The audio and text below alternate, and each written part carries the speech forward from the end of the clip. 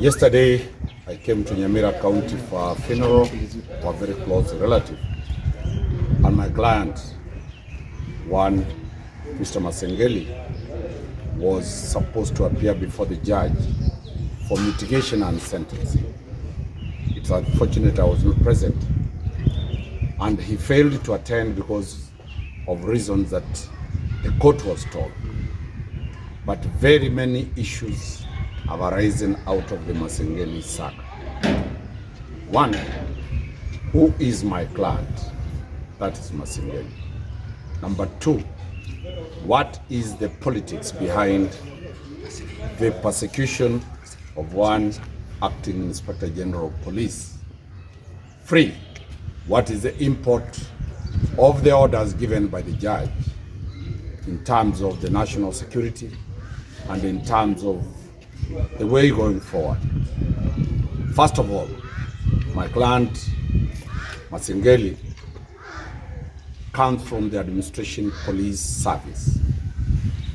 He was appointed an acting IG, awaiting the appointment of the substantive Inspector General of Police, who is still being processed by Parliament.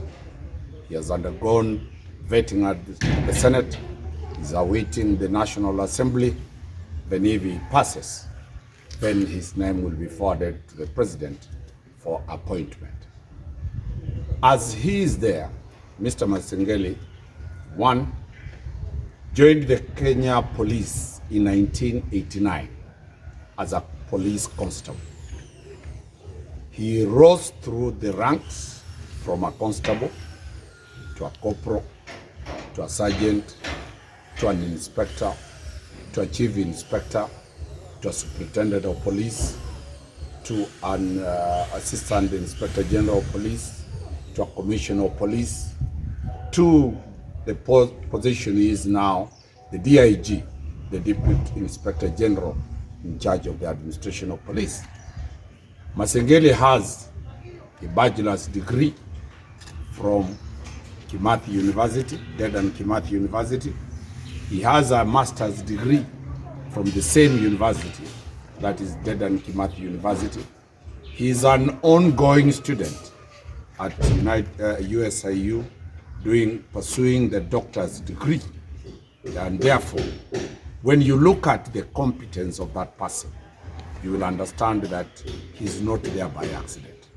He's there by right. In terms of the professional qualification, he has undergone various training courses, both locally and internationally.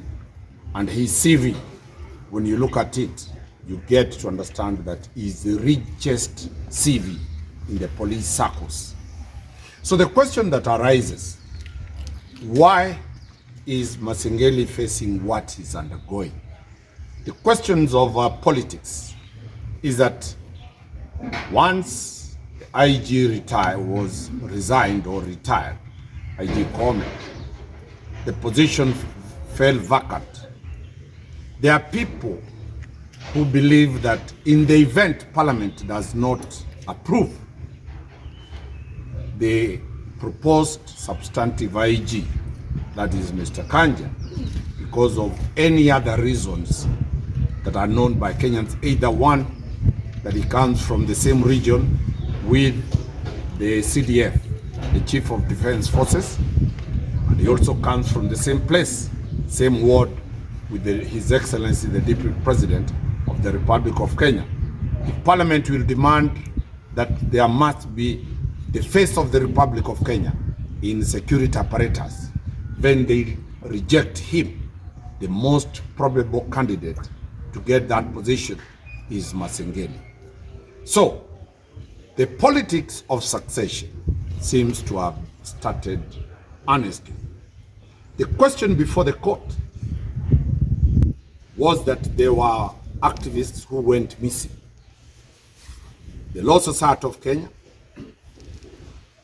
surprisingly, the president of the Law Society of Kenya, with his full council, the former presidents of the Law Society of Kenya, Two of them, that is my former LSK president, Eric Theory, former LSK president, Nelson Harvey, joined forces with the civil society and they file a petition for habeas corpus. Habeas corpus means that anybody who is in the possession of the police shall be produced in court, alive or dead, or a death certificate. That is the purpose, the meaning of habeas corpus.